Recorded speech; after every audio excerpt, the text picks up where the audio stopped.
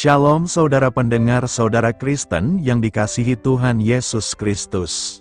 Selamat datang di Renungan Rohani Kristen malam hari ini. Selamat malam, kami selalu berharap agar saudara sehat dan bahagia selalu. Semoga Roh Kudus hadir di tengah-tengah kita saat ini. Sebelum kita mulai renungan malam ini, marilah kita bersama-sama berdoa.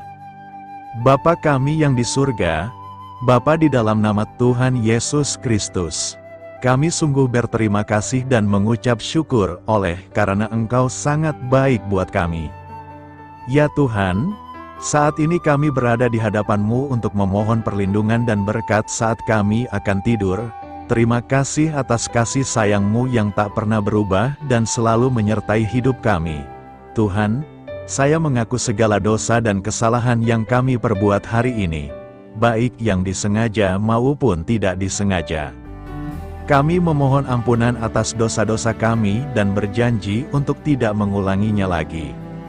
Saat ini, kami menyerahkan hidup kami dan segala sesuatu yang ada padamu. Terima kasih atas semua berkat yang telah Kau berikan pada hidup kami. Terima kasih atas kebahagiaan, kesenangan, dan cobaan yang Kau berikan pada kami. Semuanya memperkaya hidup kami. Sekarang, kami memohon agar Tuhan melindungi kami dari segala bahaya dan mara bahaya pada malam ini. Kami berdoa agar Engkau menjaga keluarga kami, saudara-saudara kami, dan teman-teman kami dari segala bahaya dan menjaganya dengan kasih sayang-Mu. Tuhan, semoga kami dapat bangun besok pagi dengan tubuh yang sehat dan pikiran yang jernih. Berikanlah kami tidur yang nyenyak, agar kami dapat bangun esok hari dengan penuh sukacita, semangat, berkat, dan kemurahan hati-Mu. Terima kasih atas doa yang telah Engkau dengarkan dan izinkanlah kami untuk tidur dengan tenang di bawah perlindungan-Mu. Semoga kami selalu menghadapi hari esok dengan rasa syukur dan iman yang semakin kuat dalam hidup kami. Tuhan, saat ini kami hendak mendengarkan firman-Mu Bapa. Berilah pengetahuan dan bimbinglah hamba-Mu ini, agar apa yang Engkau firmankan dapat bekerja sesuai kehendak-Mu. Buat kami jemaat-Mu, bukalah hati dan pikiran kami untuk mendengar dan menerima firman-Mu. Kiranya firman-Mu ini dapat menjadi berkat bagi kami.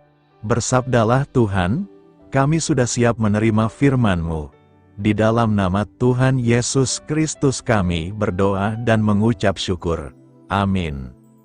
Sahabat pendengar saudara Kristen, judul renungan kita hari ini adalah Yesus Kristus hidup hingga hari ini, dan pembacaan ayat emas Alkitab renungan kita hari ini terambil dari kitab Kisah Para Rasul 1 ayat 3 berkata, "Kepada mereka Ia menunjukkan dirinya setelah penderitaannya selesai, dan dengan banyak tanda Ia membuktikan bahwa Ia hidup, sebab selama 40 hari Ia berulang-ulang menampakkan diri dan berbicara kepada mereka tentang kerajaan Allah." Mari kita mulai renungan kita. Sudah lebih dari 2000 tahun iman Kristen selalu berhadapan dengan berbagai-bagai serangan teologis untuk mengguncang dan meruntuhkan.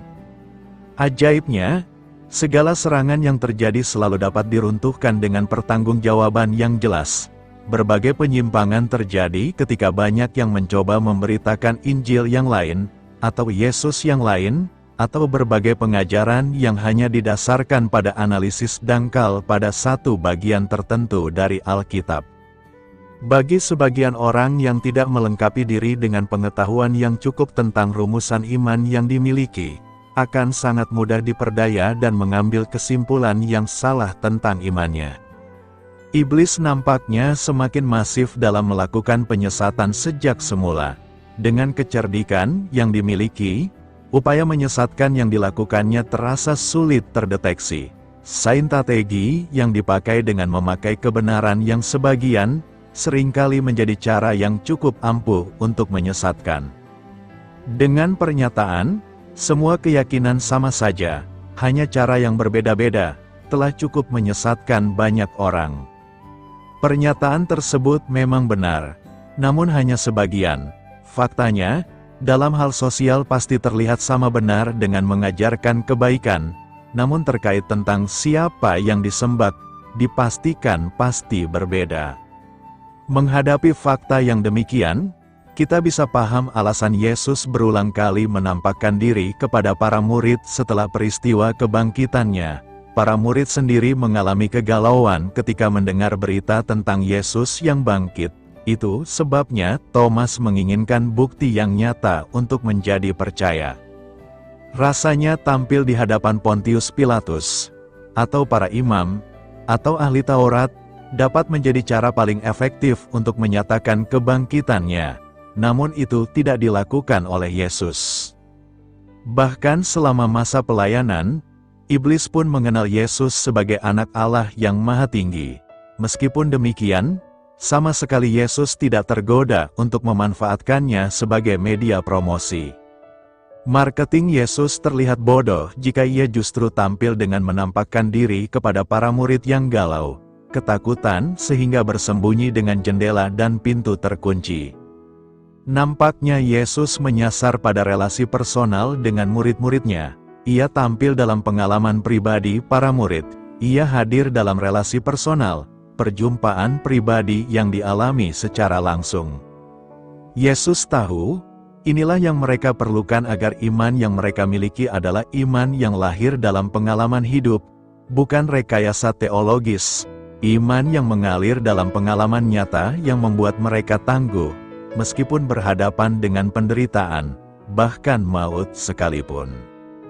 Tidak ada alasan bagi orang percaya untuk menjawab, "Saya tidak tahu." Ketika orang mempertanyakan iman yang dimiliki, bagaimana mungkin sungguh-sungguh percaya jika tidak tahu yang dipercayai?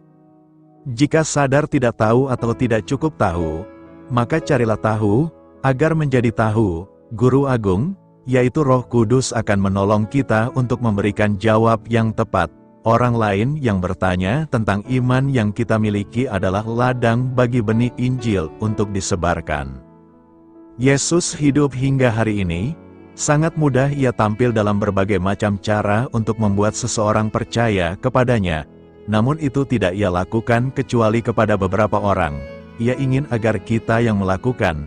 Ia ingin kita orang-orang percaya kepadanya, membawa kabar baik kemanapun kita pergi.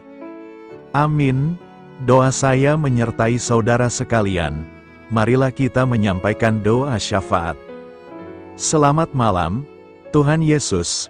Aku anakmu ini menghadap kepadamu hendak mengucapkan rasa syukur atas semua berkat dan kasih-Mu yang boleh aku rasakan.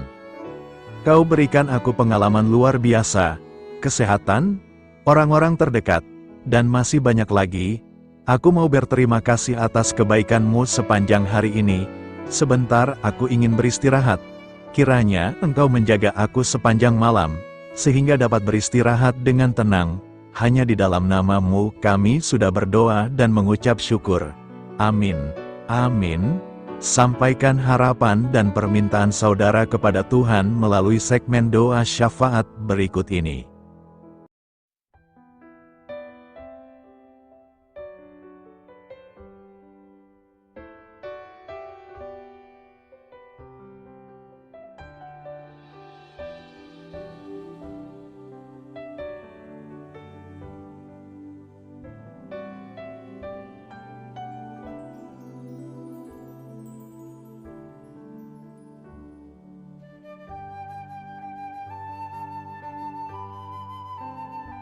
Marilah kita renungkan nats hari ini.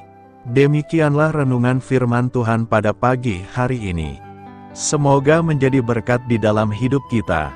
Dan sebelum kita memulai segala aktivitas kita pagi hari ini, marilah kita berdoa. Selamat pagi Tuhan, malam hari telah berganti pagi, kehidupan baru telah Engkau berikan kembali bagi kami.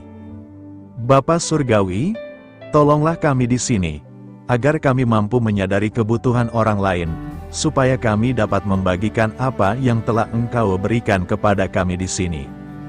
Pada saat kami membutuhkan Engkau Tuhan, berilah kami keyakinan bahwa Engkau akan mencukupkan kebutuhan kami Tuhan, melalui orang-orang yang mengasihi-Mu.